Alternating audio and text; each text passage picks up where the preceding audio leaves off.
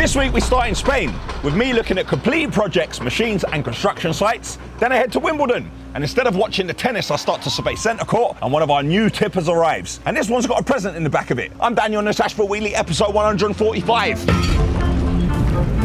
This episode of Ashville Weekly is sponsored by HelloFresh. It's Monday morning. I'm not in the yard. And hold up, wait a minute. Look at that. Commercial motor were in the yard a couple of weeks ago. For me to get a front cover on the commercial motor, that's kind of like when you were growing up, if you used to have Smash Hits magazine and you wanted to be a pop star, like what PJ and Duncan and them kind of general Backstreet Boys kind of pop people. Or if you've been training your entire life and you're a bodybuilder, if you're on the front of Muscle and Fitness. This is a massive deal for me. Anyway, this week at the £15 million house, we should finish off all the paving, and it would only leave us with a couple of bits and pieces to complete the entire project at last.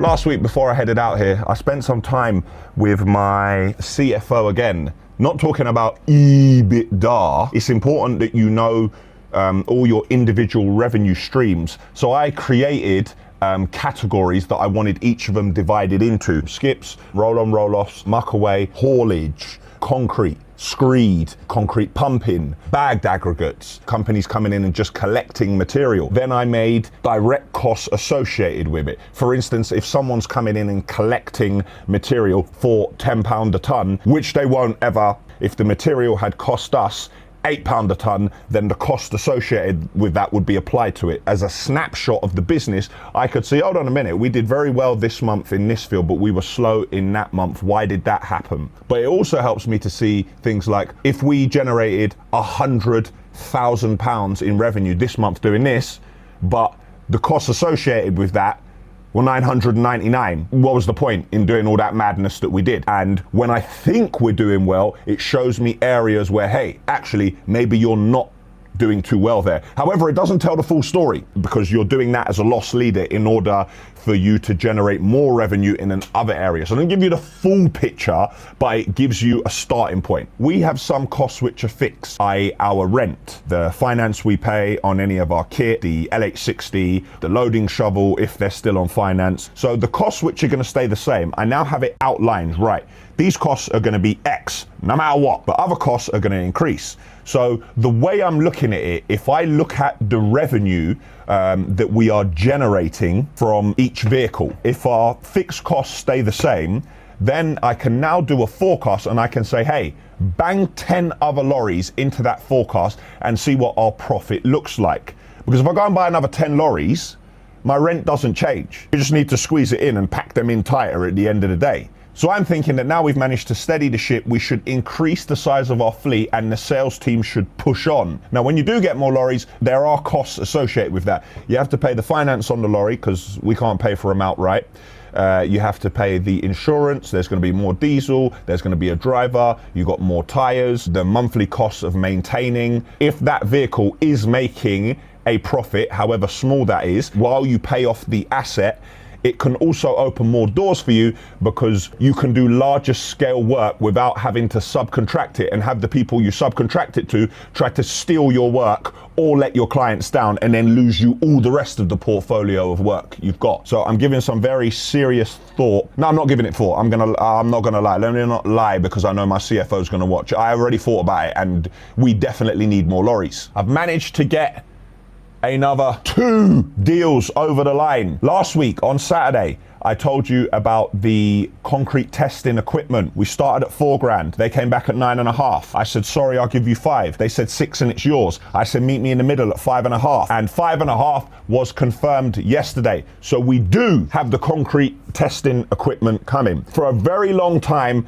I have wanted a generator and I've managed to do a deal on a second-hand one.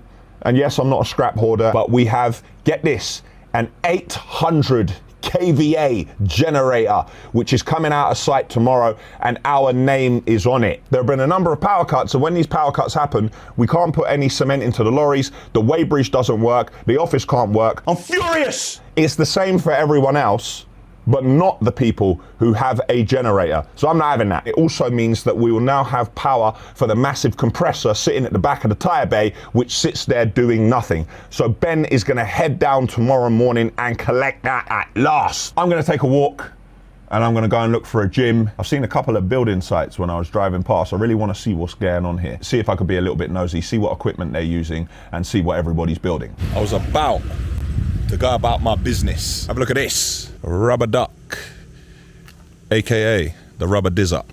It's a cat, couple scratches along the back. That's pretty normal. We've got the same on our machine. Bucket looks pretty fresh. We've got no hydraulic leaks at all. Oh, well looked after. No scorched ram. Looks like it's got some grease around it as well. Clean cap. Stabilizers. I would quite like to try and come back and catch this bad boy in action. Here's the site. They've got acros up there supporting the doorway, no idea why. And they've got a little bobcat. This is good quality stone here. This stone actually looks decorative. You know, they could use this and put together walls, which will be very in keeping with the heritage and traditional architecture around here. I had some water gushing, and I've got to find out what's going on over here. My Spanish isn't great, but I think I can work it out. All right, I guess if I'm going inside, I need gloves, goggles and boots. Fine, don't go in there. Can't go in anyway, it's locked. I mean, it's not the most secure of padlocks, but I don't think anyone's trying to get in here. Ah, I believe this is a sewage treatment plant. I'm not sure what all of these tanks are for, but this is definitely the tank where I guess it settles and things rise to the top, and then it must be filtered through these different bays, and then the sewage is extracted from it, and then I don't quite know what's going on with the rest of the water. Not the most exciting adventure I've had in Spain. Managed to find myself a gym. With summer approaching, I tried to eat that bit better and train a little bit harder. But one thing I have learned is that no matter how hard I train, you cannot out-train bad nutrition. That's why I use HelloFresh for all my meals. It's designed to work around your lifestyle. Now you can pick the meals that you like, and it's designed to save time and reduce waste. And all the ingredients are fresh. Click the link in the description or head to hellofresh.co.uk. The website and app are easy to use. You can choose between 2, 3 and 4 people boxes, and you can choose between 2, 3, 4 and 5 meals a week. The fresh ingredients get delivered. Unpack, cook, eat and enjoy. I love how quick and simple it is. It helps me manage my meals and my calorie intake so I can try and drop a few pounds. With 44 new recipes every week, you'll never get bored. My favorite recipes at the moment are the mostly meaty. You are what you put into your body. Roughly 70% of any body transformation is directly related to nutrition. And just like Ashville, HelloFresh are working towards a sustainable future. Get 60% off your first box, plus 25% off the next 2 months, and free gifts using the code HFAshville.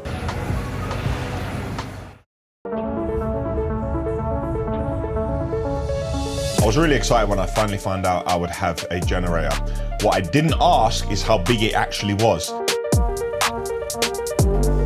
So we're gonna have to do this in 2 trips. We're gonna have to take the exhaust off and transport the exhaust with the diesel tank first.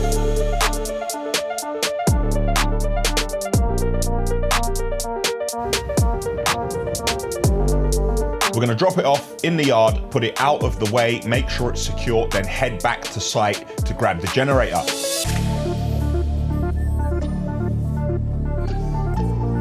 Luckily on site they have a crane which is more than capable, dropping the 20-foot container in place. Twist locks to lock it on and back to the yard.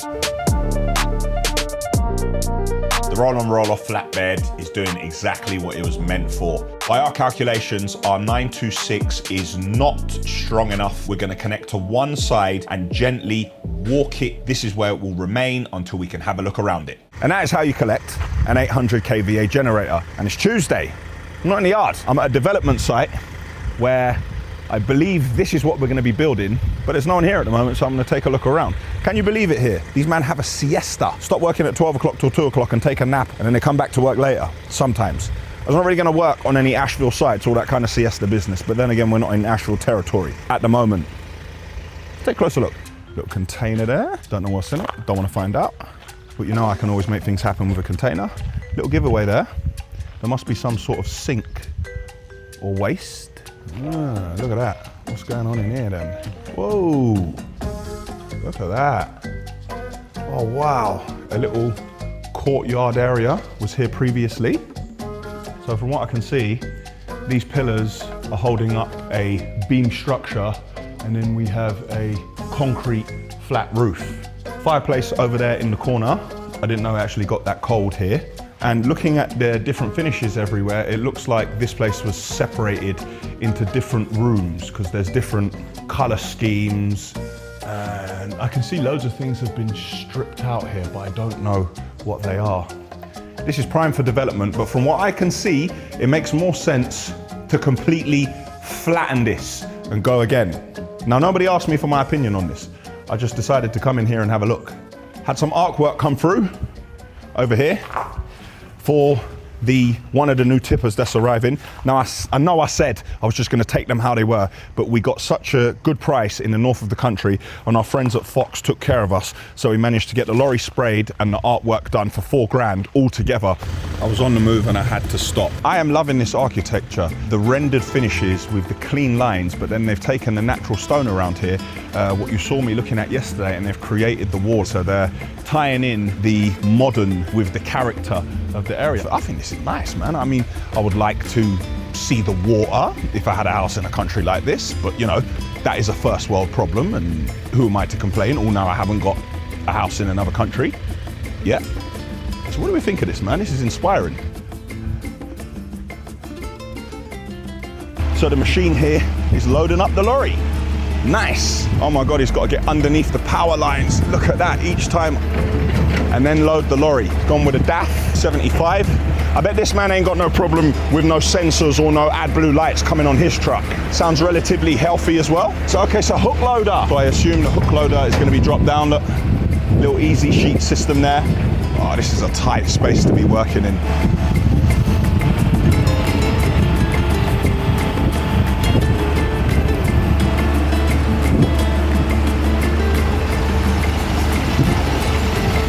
Whoa.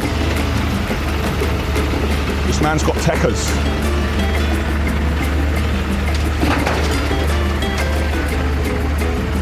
Time now is 5 p.m. on the dot. So they might have gone for a siesta, but the lads here are working super hard. I suspect they finish at 5 o'clock, but they're just carrying on to make sure they get this load out before the end of the day so they can start tomorrow fresh. Now, at the risk of you all thinking I'm a weirdo, some of you already think that. I was studying some ants earlier because they were in my immediate vicinity. Now, when I saw a few ants, I thought to myself, obliteration. I'm going to get rid of all of them because these are the sort of things that are going to bite me, and next thing I'll be itching for the next couple of days. And then I decided against it because they were here before me and they'll be here after me, and this is their natural habitat. I saw like an insect on the ground, like a lot bigger than them, like about 3 or 4 times bigger. And I saw 1 or 2 ants around it, and I was like, these lads are in over their head. They're kind of bitten off more than they could chew. And I sat up a little while later and I realized they'd called for reinforcements. They'd sent word back to the ends, and next thing I know, there was loads of ants and they were all working together. But what was interesting, I didn't know where they were going, but they were going back and forth to somewhere, and they kept giving each other things. They were basically trying to dissect the insect together because it was too much for any one ant to be able to break down. And then as time went on, I actually started to root for them. And then eventually, the insect and the ants were gone. And it got me thinking about risk and reward, and the risk the ants took. When people say things are impossible, it's generally because it's impossible to them. And with the right team around you and everybody with a common goal, working with a plan, you can basically like achieve anything. What's most important Whatever you do, don't be realistic. Being realistic is the worst thing you can do. If those ants were realistic, they could have found a number of ways to just talk themselves. It might rain. The Thanos might squash us. We could get eaten by another insect. You could talk yourself out of doing anything. But if you see something that nobody else can see and you believe you can do it, then that is just a prime example that you need to go for it, irrespective of what everyone says. I'm not saying that you don't have to assess your plan and work out if it's going to work and do the number. I'm not saying that. But if you genuinely believe you can do something, if you haven't tried, you haven't really lived. And yes, there's a unicorn behind me. I just like this, and just... Anyway, you get the point. That's it for Tuesday. It's Wednesday. I'm on the yard. Can you hear that banging in the background? Yeah. This is exactly what I deserve. This unicorn, the thing, I don't know why it does that. It just goes towards the camera the whole time. There's a building site around the corner and they're breaking out the concrete while I'm in the pool. That's jokes, isn't it? That is exactly what I deserve for all the building sites. All the years when the neighbours said, I wish they would stop banging and breaking out that concrete. I don't care, and I'm not moaning because it's progress. I managed to just get in the pool. The time is 20 to 5. I've been working through all day on the laptop, and this morning we started to put the repaired piston back into the L586 to start reassembling the ram.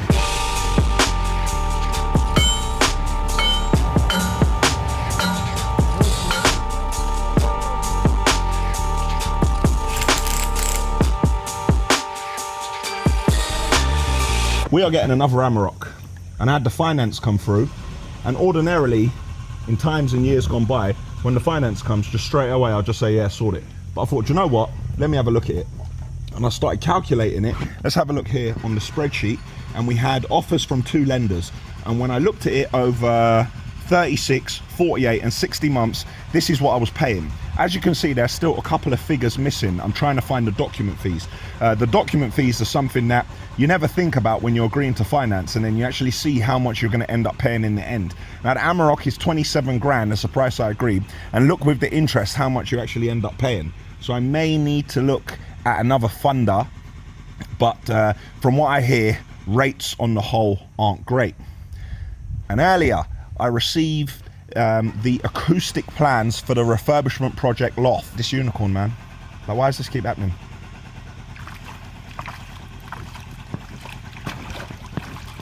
Listen to the breaking out in the background. I just so deserve that, don't I? Anyway, the plans came through and they're actually very comprehensive. I had a quick look at them. Let's have a look here, but I need to study them in more detail.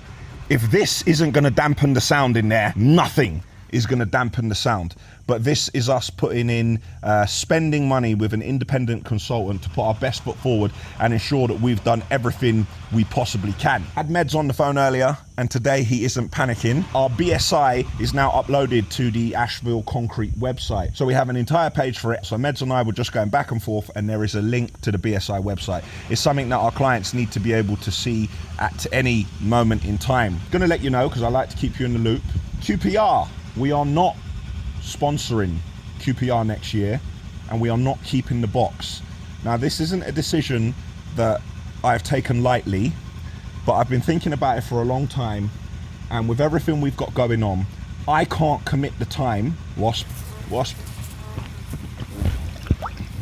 to go to QPR every week. And what tends to happen is in the last minute, I just drop it on the lads, and oh my goodness, I drop it on the lads and then they have to find someone to go to QPR.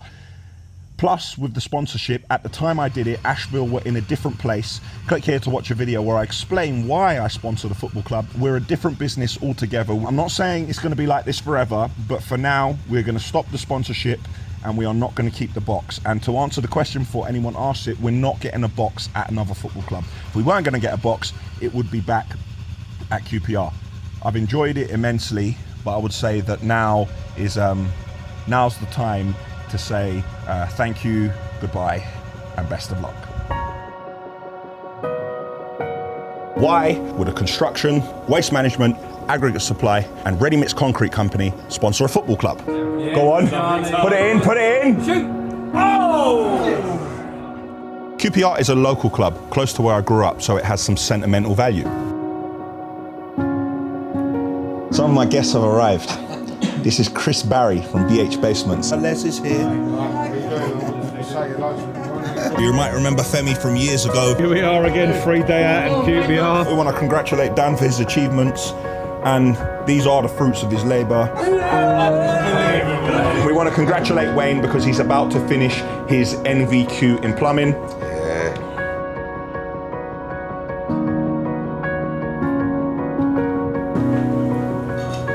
Let the games begin. Let's hope we have more luck than last time. Yes! Yes! Yes! And Ashville sign is up!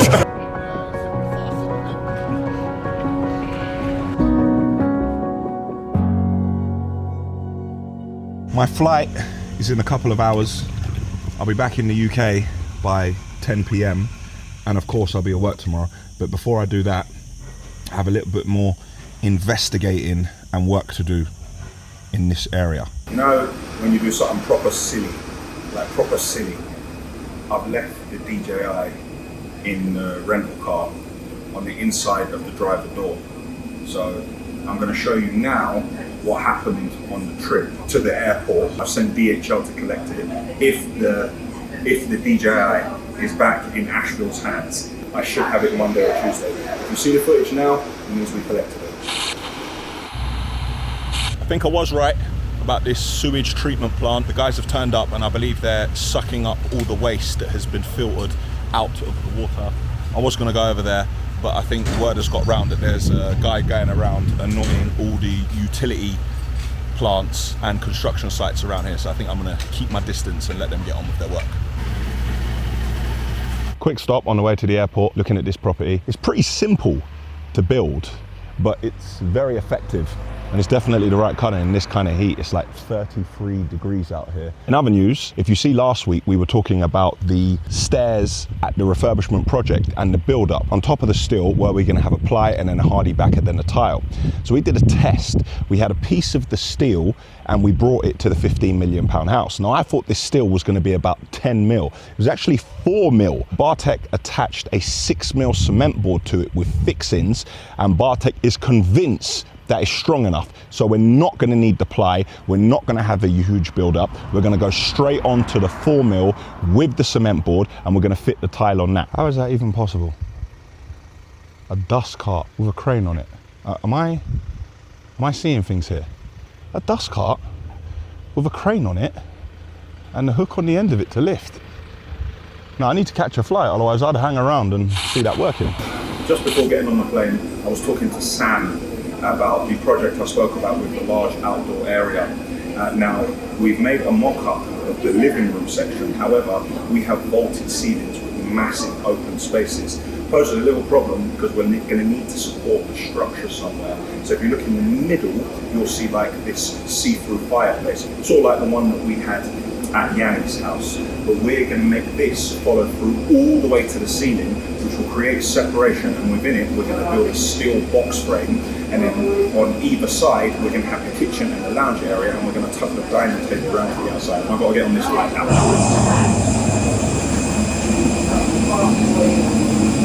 It's 11:39. I'm in the yard. I had a spare DJI here because the DJI I'm filming on broke. I sent it back, it got fixed, but while it got fixed, I was going to film for the TV show, so I bought a new one. So I've come here and grabbed the spare. While I'm here, just taking a look around in the yard, making sure all is well. Yard looks good, nice and clean. Thursday morning, not in the yard. Believe it or not, I'm heading to Wimbledon. Yes, the boys heading to Wimbledon, got myself a little hat there and that. Nice. Just forwarded some information about a court case. If you remember, we were scammed a good few weeks ago and we did get some of the money back. Well, Barclays just won in the Supreme Court, so you really need to watch out what you're doing here, because all fraudulent payments where the bank has quizzed it and tried to stop it. If you push it forward and it's fraudulent, you will not get the money back from the bank. And speaking of not getting money, we have a client at the moment who's completely ignoring us. They are ducking and diving. We can't get hold of the director. We can't get hold of the CFO. So unfortunately, we're going to have to go legal with them. But hopefully it is not a little too late, as we just got notification from our insurance that their credit limit should now be 0. So our insurance must know more than we know. So hopefully we can get our county court judgment in ASAP, and if they do go into liquidation, hopefully we can be sat at the dinner table and get some of our money back. £54,000 worth of a waste, aggregate supply and concrete is a lot of money for us to lose. Now, I'm not gonna lie, I don't really know a lot about tennis, but I've been invited, so I'm gonna come and enjoy it in the festivities. One thing I didn't understand is this game, you don't know how long it's gonna take. Looking up at the stadium itself. Now, these people have spared no expense, like the cladding was near perfect and it was clean. And they even had cladding on the outside, which was the green Wimbledon colours, and I could not find fault in it, and I could not find anywhere where it was dirty. Even the vents, if you take a look at them, and the lights, like everything was fantastic. Like, I've been in a lot of stadiums, like the O2, QPR Stadium, Wembley, even though QPR don't go to Wembley very often. I've been in the Emirates quite a few times, Stamford Bridge, and I have not seen a stadium that was in a good condition as this.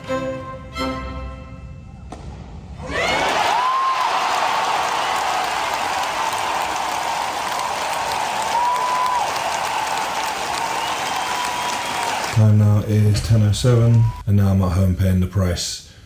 Prepared a load of emails that have to go out first thing in the morning. A number of areas which needed my attention, emails I had to read. We have deliveries in the yard coming in nice and early, which I need to be there for. And now I need to watch Ashville Weekly again, episode 143, and make notes. That way Friday can start on my notes, and when I accept the deliveries and I do the filming tomorrow before lunchtime, by the time I step into the video office later in the afternoon, it will be like we're doing a second or third watch through, because I've already seen it. Out of the country for a few days, and then bad timing, Wimbledon, and then you pay the price at this time. Yeah. Gonna watch Weekly, signing off. Morning. Friday morning, I'm in the yard. One of our new lorries has arrived that looks fresh, and it will definitely look like this for about 20 minutes before it goes out.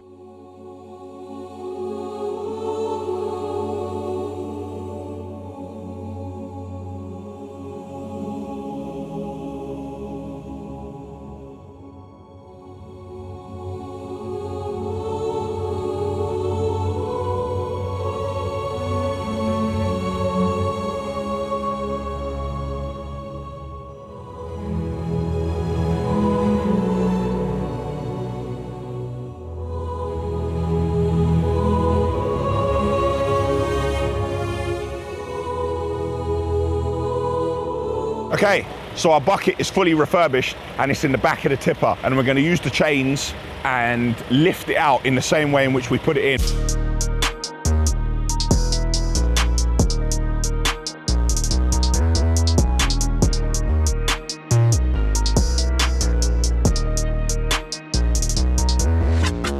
But at the same time as that's happening, the train is in.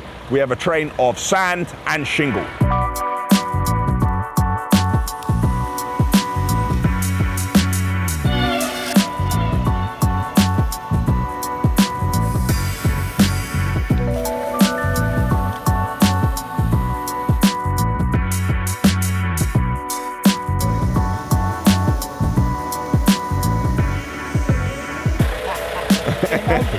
What are you doing in there?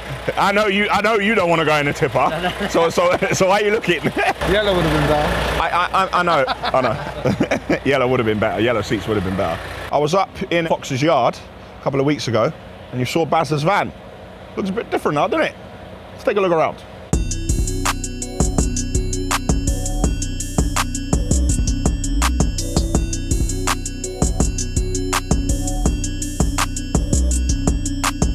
So I've gone in and found the old trusty mud flaps. We need to change those ones off here. Got nothing against Thompson, but we've got to put the Ashville ones on. Order some stainless steel mirror covers for the front.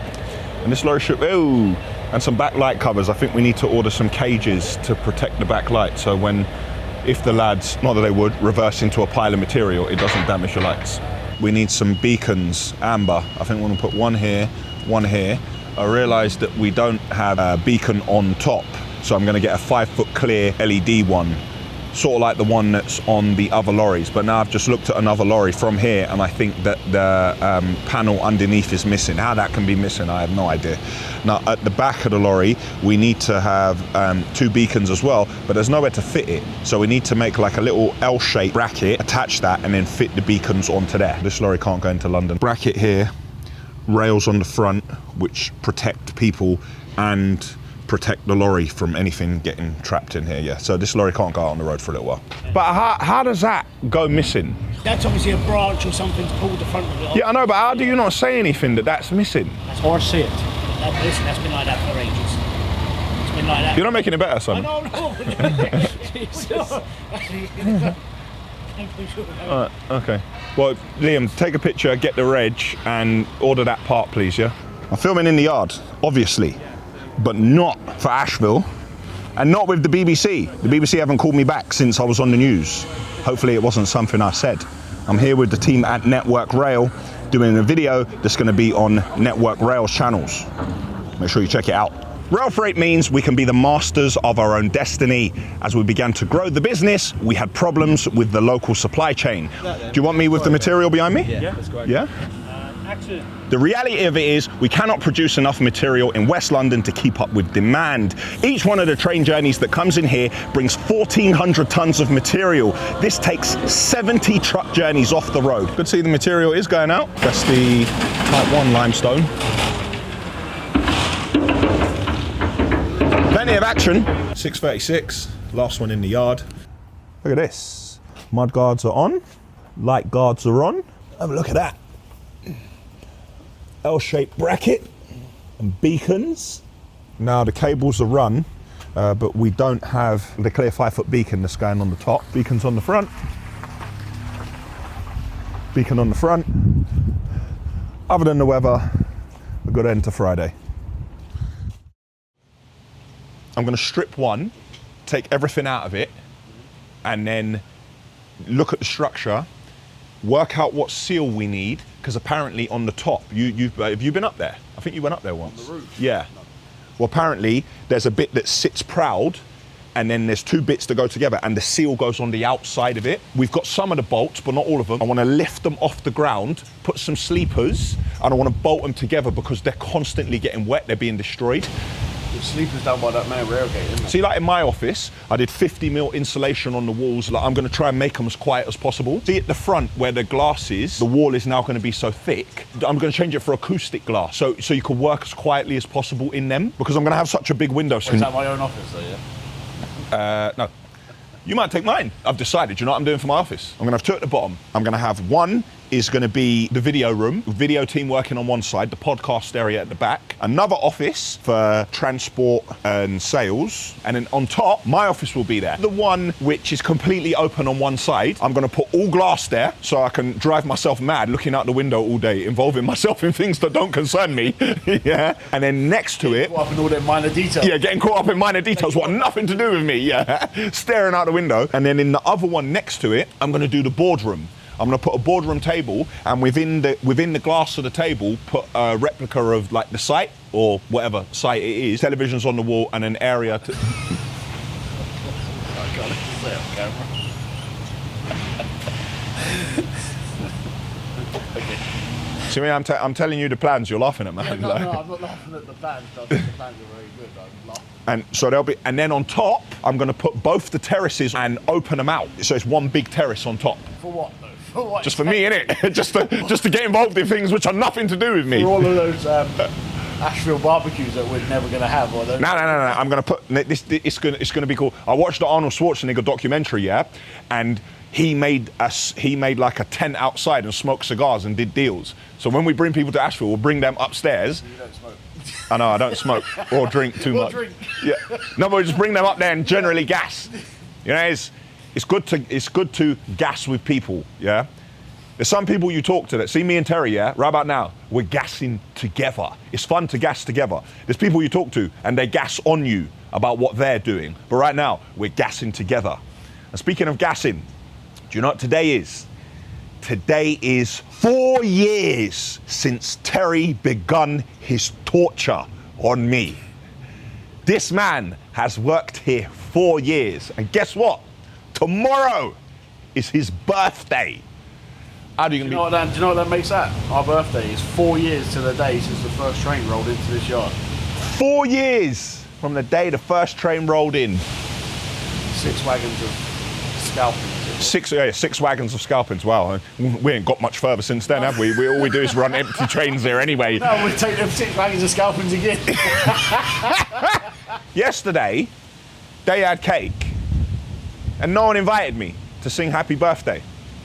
Now, I'm going to assume that was an oversight, because obviously I'm a triple threat. I can rap, sing, and what's the third thing? I don't know. Dance. What? Dance. And dance. Yeah. All right, I'm a double threat. Yeah. I can sing and I can rap. Obviously, I could just start moving and all that, but oh, now I've got a broken toe. Well, happy birthday, Terry. One-man stage show. Happy anniversary. Click here to watch the video where we got the containers from the 2012 London Olympics. We're going to start our investigation works, and I have big plans for those. Shegger, man. Yeah, you've been shegging for 4 years. Right, he said. Right, so you're going to see what you are. So I'm sick of it after about 2 years. That's nice, isn't it? You know it is. Thank you for your service. But see what I'm saying? You don't even thank me, bro. Bro, I've saved your life, bro. Without, you got to think about it. Without the organisation and structure I've put into your life, you could have just gone off the rails. You could have gone fishing where you can't really do it that well, and a fish could have dragged you in a lake or something like that. Could have gone fishing. I could have enjoyed myself. Now, why do you want to go and enjoy yourself? How does enjoying enjoying yourself ain't going to progress your life? Yeah, you have progressed as a human being in your time here, have you not? Have you not progressed as a human being? Oh yeah. I've now got a criminal record, which I didn't have before I started here. Bro, sometimes, yeah, you got. Hey, listen, man. Hey, battle scars from war, man. I pulled up in front of the traffic commissioner, which I'd never done before I started here. Do you know what, Terry? You got to break a couple of eggs to make a cake. But as he says in the hangout, but did you die? No, I didn't. You did not die. You see? Well, I did in one video. Click here to watch that video. How old are you? 36. 36,000 years old. Yeah. Right, you're a youth for me. I'm quite a bit older than you. You would have been one of the youngers on the estate, one of the bros that run up their mouth and run off, give you a couple beats, and then you come back and play Knockdown Ginger on my mum's and dust off. And I can't catch you. These man will jump a flight of stairs at a time while I'm trying to get down. Speaking from experience. Daniel Michael's on the road again. We're on the road again. Look at this, look. I bet you'd like a fleet like this, wouldn't you? I bet you'd like a fleet like this, wouldn't you? Look at this, look. Look. What really happened is Michael didn't have any work on Monday, and these are the newest lorries that he has. So he parked them all up and then tried to film them and say that he had taken them to a show.